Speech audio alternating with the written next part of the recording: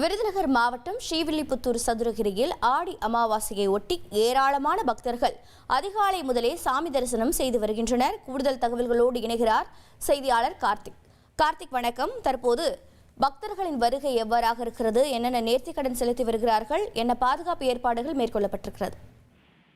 வணக்கம். அதாவது ஸ்ரீவில்லிபுத்தூர் மேகமலை புலிகள் காப்பகத்தில் மதுரை மாவட்ட சாத்தூர் வனசரக மேற்கு தொடர்ச்சி மலை பகுதியில் பிரசித்தி பெற்ற சதுரகிரி சுந்தரமகன் கோயில் அமைந்துள்ளது. இந்த கோவில் இன்று ஆடி அமாவாசை திருவிழாவை முன்னிட்டு தமிழகத்தில் இன்று பல்வேறு மாவட்டத்திலிருந்து வருகை புரிந்த ஏராளமான பக்தர்கள் அதிகாலை முதலே மலையேறி சாமி தரிசனம் செய்து வருகின்றனர். பக்தர்களின் வாகனங்கள் தானிப்பாறை விளக்கு பகுதியில் நிறுத்தப்படுவதால் பக்தர்கள் அங்கிருந்து நடந்து தானிப்பாறை அடிவாரத்தில் அடைந்து மலையேறி வருகின்றனர். மலையேறும் பக்தர்கள் பிற்பகல் 12 மணி வரை மட்டுமே பக்தர்கள் மலையேற அனுமதிக்கப்படுவார்கள் என வனத்துறையினர் தெரிவித்துள்ளனர்.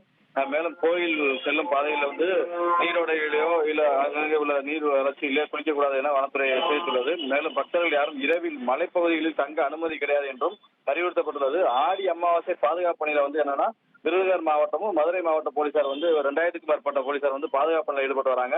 அது மட்டும் இல்லாது அந்த நீரோடையில தேசிய பேரிடர் மீட்பு படையினர் 60க்கும் மேற்பட்டவர் ஆற்று பகுதியில பாதுகாப்பு பணியில் ஈடுபட்டு வராங்க. தானிப்பாறை அடிவார பகுதியில் 50க்கும் மேற்பட்ட இடங்களில் கண்காணிப்பு கேமரா 200க்கும் மேற்பட்ட கண்காணிப்பு கேமரா வச்சு பக்தர்களை அங்கங்கே கண்காணிச்சு வராங்க.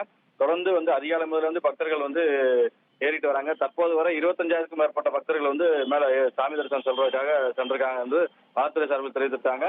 தொடர்ந்து பாதுகாப்பு போலீசார், வனத்துறை, தீயணைப்புத்துறை, மருத்துவத்துறை, 108 ஆம்புலன்ஸ் எல்லாமே தயார் நிலையில இருக்கிறாங்க. இப்போ வரைக்கும் பக்தர்கள் சாமி தரிசனம் செய்து வருகின்றனர்.